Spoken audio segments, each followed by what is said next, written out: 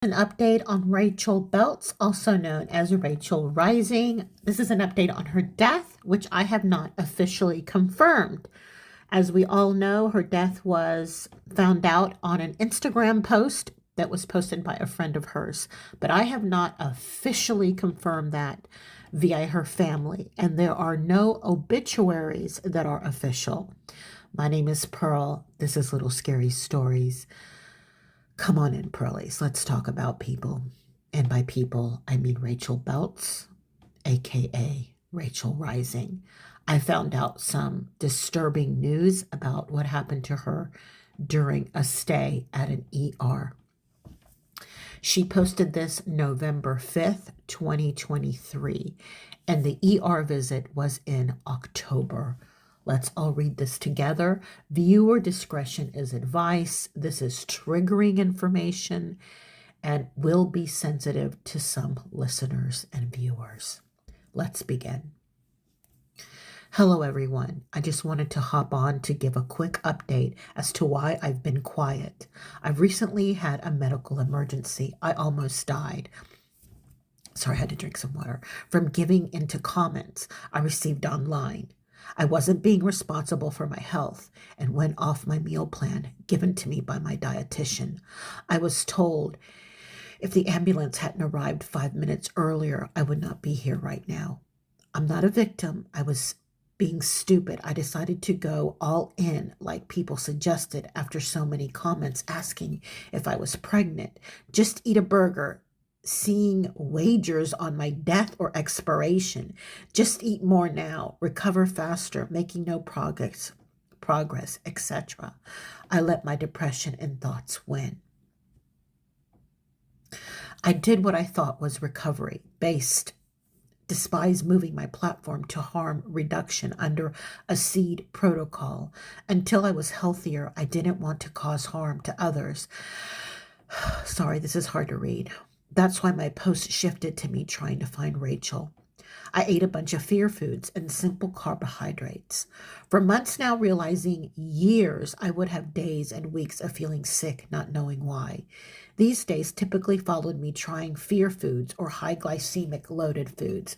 This was my underlying condition, unknowingly showing its presence. I need to drink some water. Okay. This is again hard to read. On the 12th of October, my parents found me unresponsive. My body went into non-diabetic reactive hypoglycemic shock. The team of paramedics found me with a glucose level of 19, where anything below 45 is territory for coma, brain damage, or death. After entering the ER, I had asked multiple times to leave as I could not afford to stay, which I repeated this several times throughout my days here. The night shift doctor in charge of my care told me he would personally cover my extensive list of tests and stay. The first of many red flags. I spent then, sorry. Goodness. I spent 5 days in the hospital. This hospital was shared by a local prison. The floor was covered in inmates shouting, screaming, arguing, the whole 9 yards. Here I was abused by a manipulative doctor whom we are now trying to take action against. Reviews online showing similar stories, later discovering this was his side job. He runs his own clinic and specializes in men's ED care, Botox and hair replacement therapy during the day. I'm now covered in bed sores, nail marks, bruises, and cuts. This doctor told me to shit myself twice in front of my parents instead of allowing me to go to the bathroom. He placed me in an XL diaper for 2 days before I was told by the day team they had underwear for me. He sent my glucose to 333, which is again territory for coma or death at my weight. He dosed me with inappropriate levels of medication. He ran repeated tests that came up clear. The first test to run up the bill. The following days, the day shift would come in, confused as to why I was receiving medication and unnecessary tests under his protocol. He called the crisis prevention resource team to come to access me the next day. They interviewed me and signed off on my care. As they saw me in a stable place and that I was not in danger to myself or others, He came in the next night and called in his friend on the CPR team to come access me a second time. He lied in place of my parents, saying that they told him I wasn't eating at home and was in extreme danger to myself. I messaged my mom and she was furious, as she had not spoken to him. He was lying to them in an attempt to build a report against me.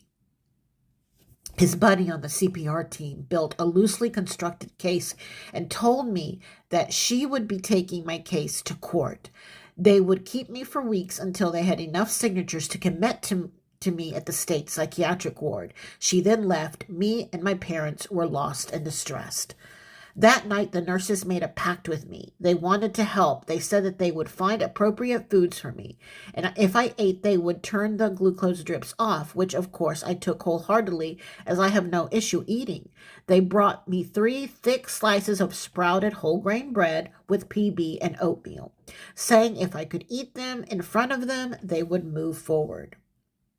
I did, and they reported back to the night shift doctor that I was assigned to.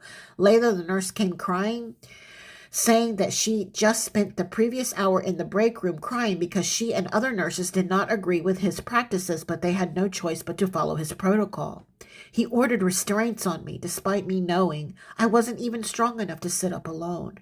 Thankfully, they didn't have to use them, but he had his buddy nurse come in and remove the nurses that were helping me. They slammed me back into the bed, ripping open my tailbone.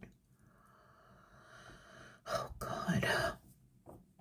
He kept me on the ER floor in a freezing room on the gurney I came in on that wasn't appropriate for the state of my body. He refused to have the nurses rotate me where my bed sores continued to get worse. He kept an unused second IV in my arm that became increasingly swollen. He put me on a one-on-one protocol. Behind the desk, which was located 8 feet in front of my room, he gossiped about me and other patients, to the extent of the neighboring patients leaving his room and demanding him to stop because we could hear all. He proceeded to laugh and continue louder. This is horrible, guys. Oh. Oh, God. Sorry, let me gather myself. And requests I made, water, heated blankets to go to the bathroom, was met with, the burden is calling, the favorite needs help, oh, look who is buzzing again. They felt me needing to go to the bathroom multiple times, despite calling the desk up to 6 times over an hour. I had a weak bladder and IBS. He was not educated in eating disorders and set my body into refeeding syndrome. This doctor withheld my food trays in an attempt to make it seem like I was refusing. I lost 11 pounds while being there. I'm now carrying 20 pounds of water in my legs due to slowly reintroducing food again. So I'm sorry if I'm slow to respond. My body is exhausted. I'm fighting. The next day, I let the day shift know that they were confused as the CPR team had deemed me safe. They went and checked the notes and requested a 3rd assessment. I met with the day CPR team, where again I was deemed safe. The following night, he was back on shift and requested a 4th assessment. He was determined. The following day, yet again, the day team was confused. They refused the 4th assessment. I was then told there were finally a bed available upstairs. They were acting to move me upstairs as soon as possible. If they had kept me on the ground floor for 1 more hour, he would be back on duty. I would have been held under his care and denied the room upstairs if he had his way. After 3 days on the ER floor where he held me, I was finally moved up to the cardiac floor where I felt safe. I had nurses who listened. They moved me to a padded bed, a room with a window, had me with sitters who would take me around the floor for gentle walks to prevent pooling, and gave me small doses of food. After being served for days, I felt safe. I agreed to stay for a few more days to be monitored. I wanted to figure out why my body was reacting how it was. My glucose was still a roller coaster, and the doctors didn't know why. Feeling safer where my parents could bring in foods I could eat, paired with food items from the upstairs hospital menu, the night shift doctor from downstairs moved my care to his buddy, where he would now, yet again, intervene and have control of my care. He came in telling me I was safe to leave, and if I didn't take the glucose strips, despite my sugar stabilizing, with the food and proper care from my new team, I had to leave. Walking more than a few yards at a moderate pace set the heart monitor at 144 beats per minute. They had me on proper electrolyte drips instead of glucose. They gave me potassium, zinc, and magnesium, all things my body needed under the new care protocol before his buddy regained control. I knew I couldn't stay under his counterpart's new care. They had no education in ED, and I would continue to decline. Their treatment sent me into flashbacks and psychogenic non-epileptic seizures. They then forcibly discharged me, leaving me on the curb naked in a gown with IV still attached. I'm home now. Working closely with a team to get me into a more stable place. I'm using a glucose monitor and a DECOM to monitor my levels daily. After processing my DNA and working with doctors, we have uncovered that I have genetic mutations for glyconic storage disease type 4, along with other mutations that change how my body processes insulin. I have to follow a diet that works towards combating receptive hypo. This means I cannot eat simple carbohydrates like pizza, white bread, pasta, rice, honey, a good majority of fruits, sweets, typical fear foods, or any simple sugars like sugar, candies, alcohol, or fruit juice. I have to eat things like nuts, berries, dark leafy greens, salad, salmon, eggs, chicken, tuna, sweet potatoes, quinoa, old-fashioned oats, small quantities, or rye or sourdough, brown rice, berries, eggs, Greek yogurt, lima beans, shrimp, peas, beans, cottage cheese, and popcorn, slow-digesting, low glycemic index foods.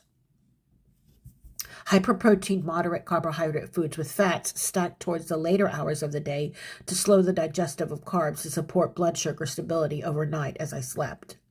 I apologize for the book, but after having so many people raise concerns to the extent of people contacting my parents, I felt an update was necessary. I could not be more grateful for all of the support I have received, and I am sorry for my inappropriate actions. There's more here. I love you all more than words can express. Your support means the world to me. I will be quieter on social media until I'm a bit stronger, but messaging as I can, as you guys do get me through the dark and rough times. I'll be staying away from the forums and listening to my care team. I've learned my lesson and am more determined than ever. I'm not a victim, I'm an adult, and I'm taking responsibilities for my actions. And that is the end of the message that she wrote. Again, I cannot confirm her death.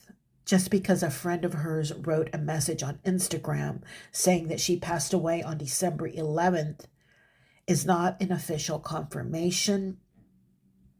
Now, I showed you guys how I found out the information myself. I took you through the steps that I took to find this out, but I have not officially confirmed this. I will be contacting some numbers that I have found during my deep dive, and I will be trying my damnedest to get an official confirmation on Rachel Belt's death, if indeed she died at all. As of right now, it is an unconfirmed death. My name is Pearl. This is Little Scary Stories. If you know... sorry, I'm so shaken up. If you have not followed me, please do so. I will be doing more on Rachel Belts, and I will be investigating, and I will be taking you guys along with me, because as you guys know, I show receipts. I don't just talk out of my ass. I have to have receipts. Again, my name is Pearl. This is Little Scary Stories. Please subscribe, hit the notification bell, hit the like button. Thank you so much for listening. I'll see you guys in the next video.